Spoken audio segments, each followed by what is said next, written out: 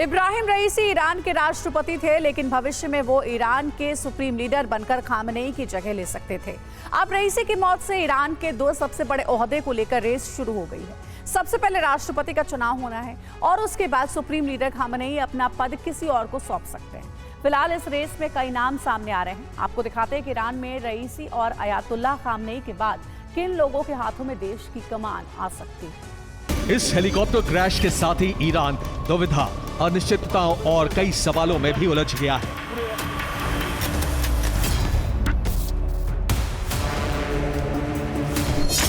सबसे बड़ी उलझन में हैं ईरान के सबसे बड़े लीडर अयातुल्लाह खामनेई। खामनेई के सामने सबसे बड़ा सवाल है, अगला राष्ट्रपति कौन होगा? देश की सत्ता कैसे चलेगी? अपना वारिस वो किसे बनाए? सुप्रीम लीडर कौन बनेगा? इब्राहिम रईसी सिर्फ ईरान के राष्ट्रपति नहीं थे, बल्कि कट्टरपंथ की राह से ईरान को जोड़े रखने वाले ऐसे नेता भी थे जिन्हें सुप्रीम लीडर खामनेई अपना पद देना चाहते थे। रईसी का भविष्य करीब करीब तय हो चुका था। उनके नेतृत्व में ही ईरान के बेहतर कल की कल्पना की जा रही थी।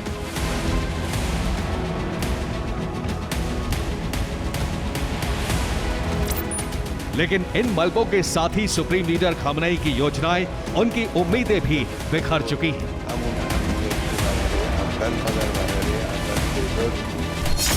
इस दौर में ईरान में रईसी की मौत से सिर्फ राष्ट्रपति पद ही खाली नहीं हुआ है, खामनेई भी अपना पद छोड़ने का इरादा कर चुके हैं। उनकी उम्र 85 साल हो चुकी है।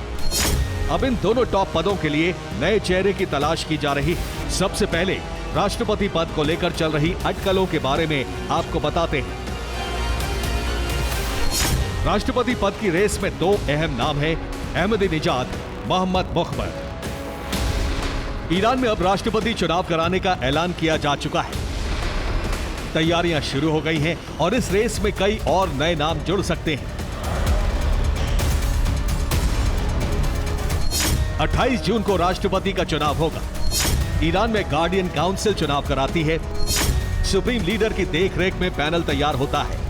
पैनल में 6 इस्लामिक जज और 6 वरिष्ठ मौलवी रहते हैं। यानी ईरान में राष्ट्रपति का चुनाव वही जीतता है जिसके सिर पर सुप्रीम लीडर का हाथ होता है या जो सुप्रीम लीडर के भरोसे के काबिल होता है। अब सवाल है कि सुप्रीम लीडर खामनेई इस दौर में किस नेता पर सबसे अधिक भरोसा करेंगे।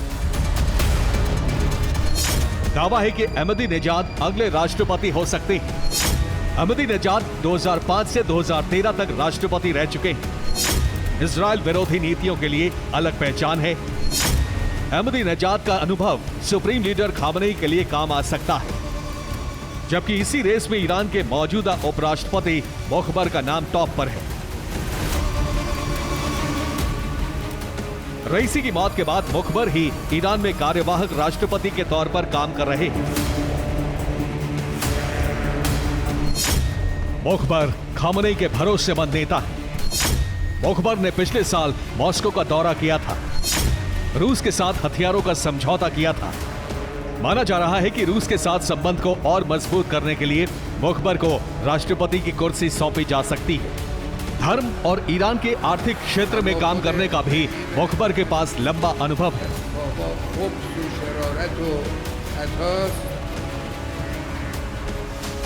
अब राष्ट्रपति पद की रेस में और कितने नाम शामिल होते हैं, ये देखने वाली बात होगी। लेकिन 85 साल के खामनेई के लिए समस्या अपने अगले सुप्रीम लीडर की नियुक्ति भी है। इस रेस में रईसी की मौत के बाद कई नाम जुड़ गए हैं। पहला नाम उनके बेटे मुस्तफा खामनेई का है। इसके अलावा पूर्व राष्ट्रपति हसन रूहानी भी रेस में शामिल है। इन दोनों के अलावा हसन खोमैनी, मोहसिन अराकी और अली रजा अराफी, सादिक लारिजानी, मोहम्मद मेहदी मीर बघेरी भी सुप्रीम लीडर बनने की रेस में है। अयातुल्लाह खामनेई का सारा कामकाज उनके बेटे मुस्तफा खामनेई देखते हैं। लेकिन माना जाता है कि सुप्रीम लीडर खामनेई अपने बेटे को सुप्रीम लीडर बनाकर ईरान में परिवारवाद की शुरुआत करने से बचना चाहते हैं। हालांकि कुछ एक्सपर्ट्स के मुताबिक खामनेई अपने बेटे मोस्तफा को राष्ट्रपति जरूर बना सकते हैं ताकि वो भविष्य में सुप्रीम लीडर बनने के दावेदार बन सके। फिलहाल ईरान में 2 बड़े पदों में बदलाव से नए चेहरों के नेतृत्व में एक नए युग की शुरुआत होगी, लेकिन ईरान में उदारवाद की नई लहर पैदा होगी, इसकी उम्मीद बहुत कम है। इजराइल के साथ दुश्मनी, परमाणु हथियार बनाने का मिशन और रूस के साथ दोस्ती, ये सब रईसी अपने पीछे छोड़ गए हैं, जिसे बढ़ाने की जिम्मेदारी नए राष्ट्रपति पर है। Bureau report, TV9, Bharatvarsh.